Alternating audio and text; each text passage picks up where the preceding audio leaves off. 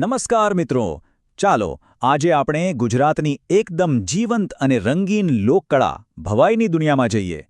આપણે એના ઇતિહાસથી માંડીને પરીક્ષામાં પૂછાઈ શકે એવા દરેક અગત્યના મુદ્દાને સમજીશું. તો તૈયાર છો ને? ચાલો શરૂ કરીએ. આજે આપણે શું જોવાના છીએ? ચાલો એક નજર નાખી લઈએ. સૌથી પહેલાં આપણે ભવાઈનો અર્થ અને એના મૂળ વિશે જાણીશું. પછી એના સર્જક અસાઈપ ઠાકરને ઓળખીશું. એના જન્મ પાછળની વાર્તા સાંભળીશું. એના પાત્રો અને ખાસ શબ્દોને સમજીશું. અને છેલ્લે પરીક્ષા માટે જે સૌથી મહત્વનું છે એનો સારાંશ જોઈશું. તો ચાલો શરૂઆત કરીએ આપણા પહેલા વિભાગથી. કોઈ પણ વસ્તુને સમજવી હોય તો એના નામનો મતલબ ખબર હોવો જોઈએ, ખરું ને? તો આ ભવાઈ શબ્દ આવ્યો ક્યાંથી? એનો અર્થ શું થાય છે? ચાલો જાણીએ. જુઓ, ભવાઈ શબ્દ બે શબ્દોથી બન્યો છે. પહેલો છે ભવ, જેનો મતલબ થાય છે આખું જગત, આખું બ્રહ્માંડ. અને બીજો શબ્દ છે આઈ, એટલે કે માતા. તો ભવાઈનો સીધો અર્થ થયો જગત માતા. મહાન કલાકાર જયશંકર સુંદરીએ કહ્યું હતું એમ, ભવાઈ એટલે જિંદગીની કથા. એટલે કે ભવાઈ એ બીજું કંઈ નહીં પણ આપણા જીવનના સુખ દુઃખનું જ એક નાટક છે. હવે એક બહુ જ મહત્વની વાત, જે પરીક્ષામાં વારંવાર પૂછાય છે. ભારતમાં નાટ્યકલાની શરૂઆત ક્યાંથી થઈ? તો એનો ઉલ્લેખ મળે છે નાટ્યશાસ્ત્ર ગ્રંથમાં. આ ગ્રંથ કોણે લખ્યો? ભરત મુનિએ. અને મિત્રો, આ ગ્રંથ એટલો મહાન છે કે એને પાંચમો વેદ તરીકે પણ ઓળખવામાં આવે છે. આ ખાસ યાદ રાખજો, પાંચમો વેદ. દરેક કળા પાછળ કોઈક તો હોય ને જેણે એની શરૂઆત કરી હોય. તો ભવાઈના પ્રણેતા કોણ હતા જેમણે આ અદ્ભુત કળાને જન્મ આપ્યો? ચાલો એમના વિશે જાણીએ. એમનું નામ પરીક્ષા માટે ખૂબ જ અગત્યનું છે. મિત્રો, આ નામ મગજમાં બરાબર બેસાડી દેજો. અસાઈપ ઠાકર. તેઓ ભવાઈના પિતામહ ગણાય છે. એમના વિશે 3 વસ્તુ યાદ રાખવાની છે. એમનો જન્મ સિદ્ધપુરમાં થયો હતો. એમની કર્મભૂમિ ઊંઝા હતી. અને એમણે હંસાવલી નામનો એક ગ્રંથ લખ્યો હતો. આ 3 મુદ્દા સીધા પ્રશ્ન બની શકે છે. દરેક વસ્તુ પાછળ એક વાર્તા હોય છે. ભવાઈના જન્મ પાછળ પણ એક બહુ જ હૃદયસ્પર્શી કહાણી છે. આ વાર્તા જાણવાથી આપણને એ સમયનો માહોલ અને ભવાઈનું મહત્વ સમજાશે. ચાલો એ વાર્તા સાંભળીએ. વાત છે એ સમયની જ્યારે ગુજરાત પર રાજા કર્ણદેવ વાઘેલાનું રાજ હતું.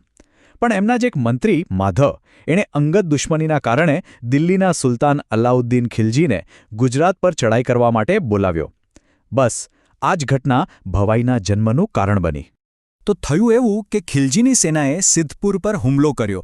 ત્યારે હેમા પટેલ નામના એક વ્યક્તિની દીકરી ગંગા પોતાનો જીવ બચાવવા અસાઈપ ઠાકરના ઘરે છુપાઈ ગઈ. જ્યારે સૈનિકો ત્યાં પહોંચ્યા ત્યારે અસાઈપ ઠાકરે ગંગાને પોતાની દીકરી કહીને બચાવી લીધી.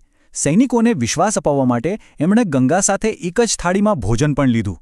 એ જમાનામાં એક બ્રાહ્મણ માટે આ બહુ મોટી વાત હતી. આ કારણે એમના સમાજે એમને જ્ઞાતિ બહાર કાઢી મૂક્યા. હવે રોજગારીનું કોઈ સાધન ન રહ્યું એટલે અસાઈપ ઠાકરે લોકોનું મનોરંજન કરીને ગુજરાન ચલાવવા માટે એક નવી કળા શરૂ કરી, જેનું નામ પડ્યું ભવાઈ. તો હવે આપણે ભવાઈની અંદરની દુનિયામાં પ્રવેશ કરીએ. એમાં કોણ કોણ હોય, કયા પાત્રો હોય, કેવા શબ્દો વપરાય. અહીંયા ઘણા એવા શબ્દો આવશે જે સીધા પરીક્ષામાં પૂછાય છે, એટલે ધ્યાનથી સાંભળજો. ભવાઈની મંડળી છે ને, એ એક ટીમ જેવી છે. જે કલાકારો અભિનય કરે એમને કહેવાય તરગાળા. જે ભવાઈનો પ્રચાર કરે એ વાળંદ. જે શીખવાડે એ ગુરુ એટલે વેશગોર. આખી ટુકડીને પેડું કહેવાય અને એના લીડરને નાયક કહેવાય. આ બધા શબ્દો યાદ રાખ્યો. ભવાઈના મુખ્ય પાત્રોમાં પુરુષ પાત્રને મુશબંધ કહેવાય અને સ્ત્રી પાત્રને કાંસળીઓ. અને હા, એ સમયે સ્ત્રી પાત્રો પણ પુરુષો જ ભજવતા. પણ ભવાઈની ખરી જાન કોણ છે ખબર છે? એ છે રંગલો. એ ફક્ત હસાવતો નથી પણ સમાજની ભૂલો પર કટાક્ષ પણ કરે છે. રંગલો એ ભવાઈની ઓળખ છે. ભવાઈ માટે કોઈ મોટા થિયેટરની જરૂર નથી. એ તો ગામના ચોકમાં ખુલ્લા આકાશ નીચે ભજવાય. આ ખુલ્લી જગ્યાને કહેવાય ચાચર. અને એનો જે ખાસ સંગીતનો અવાજ છે એ આવે છે ભૂંગળમાંથી. આ એક લાંબુ પિત્તળનું વાજિંત્ર છે. ચાચર અને ભૂંગળ વગર ભવાઈ અધૂરી છે. ચાલો ફટાફટ બીજા કેટલાક ખાસ શબ્દો જોઈ લઈએ. આ જોડકામાં પૂછાઈ શકે છે. જ્યારે કોઈ પાત્ર એન્ટ્રી લે અને ગીત ગવાય એને આવણા કહેવાય. કોઈ પાત્ર અચાનક આવી જાય તો એ મેલાણી. જે સામાન સાચવે એ કોટવાલ અને જે ભેટ સોગાદ સ્વીકારે એ ગલ્લો. આ બધા શબ્દો ભવાઈની ખાસિયત છે. હવે એક આંકડો જે સીધો યાદ રાખવાનો છે. અસાઇડ ઠાકરે કેટલા વેશ લખ્યા હતા? ભવાઈના દરેક નાટકને વેશ કહેવાય છે. તો એમણે કેટલા વેશ લખ્યા હશે? કોઈ અંદાજ? જવાબ છે 360, પૂરા 360 વેશ. આ 360 વેશમાંથી 2 વાત ખાસ યાદ રાખવાની છે. પહેલું, સૌથી જૂનો વેશ કયો? તો એ છે રામદેવ પીરનો વેશ. અને બીજું, ભવાઈની શરૂઆત કયા વેશથી થાય છે? તો હંમેશા ગણપતિના વેશથી. કોઈ પણ શુભ કામની શરૂઆત ગણેશજીથી જ થાય, ખરું ને? તો શું ભવાઈ ફક્ત ઇતિહાસ બનીને રહી ગઈ છે? ના, બિલકુલ નહીં. એનો વારસો આજે પણ જીવંત છે અને એણે બીજી ઘણી કળાઓને પ્રેરણા આપી છે. ચાલો જોઈએ કેવી રીતે. આ કોષ્ટક પર ખાસ ધ્યાન આપજો. જોડકા જોડો માટે આ ફેવરેટ ટોપિક છે. જેમ ગુજરાતમાં ભવાઈ છે, એમ મહારાષ્ટ્રમાં તમાશા છે, ઉત્તર પ્રદેશમાં નોટંકી છે અને પશ્ચિમ બંગાળમાં જાત્રા છે. આ બધા પોતપોતાના રાજ્યના લોકનાટ્ય છે. ભવાઈની અસર ફક્ત ગામડા પૂરતી નથી રહી. એ નાટકો અને ફિલ્મો સુધી પણ પહોંચી. ભવાઈ પરથી બનેલું પહેલું નાટક હતું મિથ્યાભિમાન, જેને લોકો મજાકમાં ભૂંગળ વગરની ભવાઈ પણ કહેતા.